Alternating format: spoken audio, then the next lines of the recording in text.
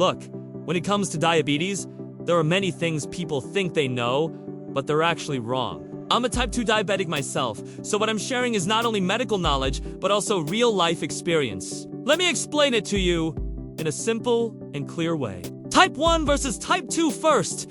Let's make the difference clear. Type 1 usually develops at a young age, and the pancreas doesn't produce insulin at all. That's why people with type 1 cannot live without insulin. Type 2 is different. The pancreas still works, but the cells resist insulin. And that's the part where lifestyle and diet make the biggest impact. Now, here's a common misconception. People believe whole grain bread is always healthy. But let's check the glycemic index. White bread, 81. Whole grain bread, 78. Not much difference. Right.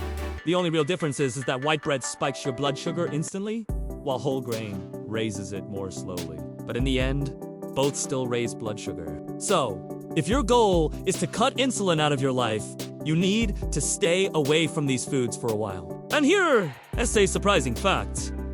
Potatoes and fava beans actually have a higher glycemic index than chocolate. Yes, higher than chocolate. So sometimes, the foods we assume are healthy can actually do more damage.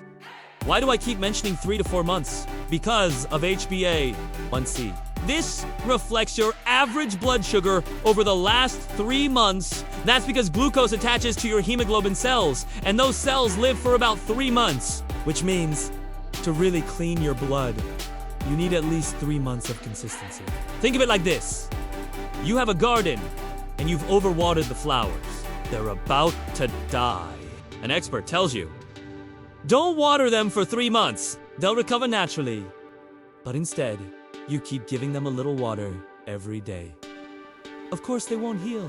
It's the same with your pancreas, your liver, your cells. They all need proper rest. So in short, if you want to live medication-free with type 2 diabetes, you need to distance yourself from high-carb foods for at least 3 to 4 months. This isn't a punishment, it's a healing process. And believe me, if you give your body this break, it will reward you with a healthier and freer life.